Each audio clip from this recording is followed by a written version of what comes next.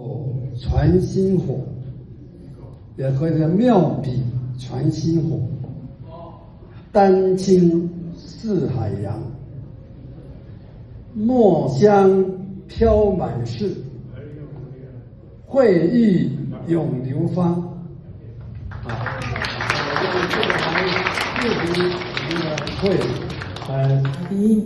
各位会员同仁，还有我们的媒体朋友，很高兴，文会长你好，很高兴我又再一次的参加你们这个盛大的活动。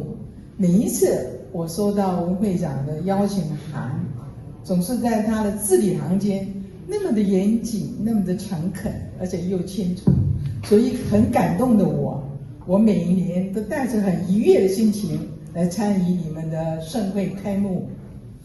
我希望所有的会员秉持你们所有会的那个高格的风格或者会风，继续努力，团结一致，精益求精，更上一层楼。谢謝大家。我一個係搞書畫藝術創作嘅一個從業員，喺每一年嘅書畫學會裏面嘅展覽呢，我都會睇到好多唔同嘅變化。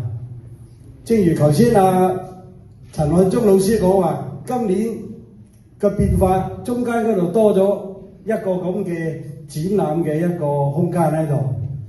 咁我想問大家知唔知點解呢？可能好多人都唔知。畫今年畫唔算叫好多，其實今年嘅畫如果統計呢，係同上年差唔多，都係多幾張啫。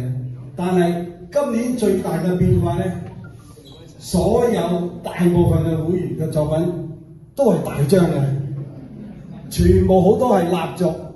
喺以往嘅好多年前一路呢，好多會員嘅作品佢都係畫得好細張，喺度不斷咁樣嘗試。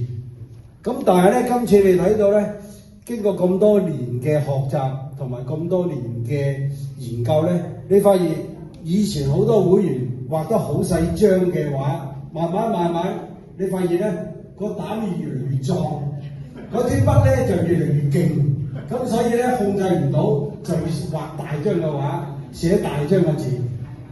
所以今年嘅展覽到最尾發現唔夠地方展覽，點辦呢？臨時急要做一個展覽嘅一個 partition 喺中間。咁所以證明即係話，而家個會員嘅成熟度係進步咗，因為成熟度進步，所以膽粗粗個個都畫大畫，寫大字。咁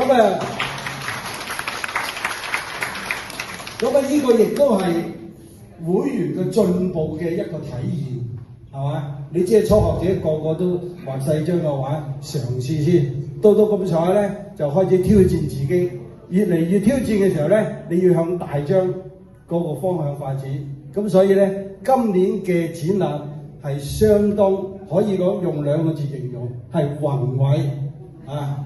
咁俾啲掌聲你哋自己。咁亦都係由呢度我哋睇到咗個學會喺每一年裏邊呢不斷喺度進步。咁我希望喺不斷嘅進步裏邊呢，仲要不斷精益求精，提高自己嘅水平。咁我亦都係放眼未來，希望喺明年裏邊呢，仲有一個更好嘅展示俾大家。多謝，一齊搞好佢。講咩咧？咁樣我今次分享少少啫，我會 check 個時間㗎啦。一個爽字啫。點為之爽咧？我哋話要爽嘅，我又要開心嘅。咁我哋咧喺孔子有講喺孟子篇嗰個述而嗰度咧係有講嘅遊於藝啊。個遊咧令到好當遊戲咁樣啫，好輕鬆嘅。咁樣咧就點樣能夠喺藝術方面咧做到好開心咧咁樣？咁我分享我自己嘅睇法。咁當然啦，咁你話求其玩嘅唔得㗎啦，要係功力㗎嘛，係咪啊？要筆力啊，要隨類附彩啊，要經營嗰個位置啊咁樣，當然都需要嘅。呢個係語言能力。我哋臨摹咧，古人咧或者大師係真係需要嘅。咁但係問題係點咧？點樣能夠有自己嘅風格咧？咁好多寫書法又好，寫國畫又好，點樣能夠？如果最主要一點就敲啫，邊個唔想咧咁樣？嗱，我咧以下我自己個人嘅所謂做法同大家分享。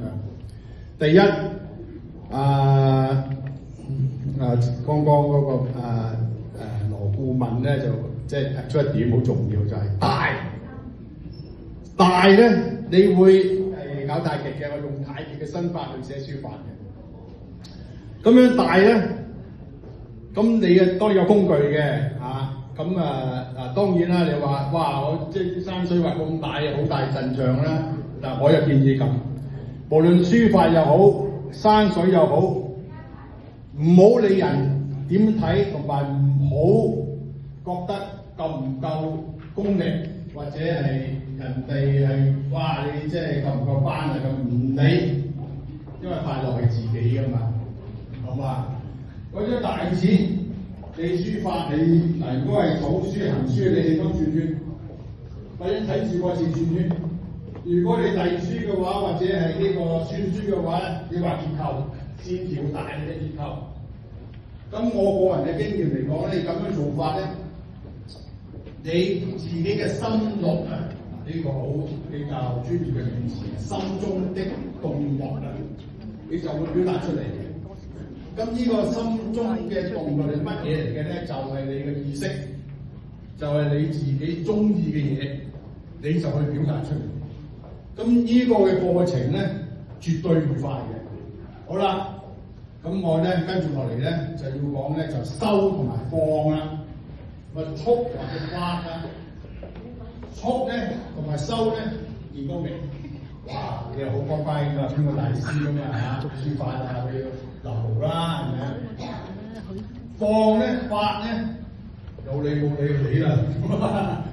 咁有啲具體嘅技巧嘅。第一，咁你話嘥好宣紙，你落報紙超級市場有好多。咁你又買支上網買啲大筆 ，OK 大號嘅即係豆筆。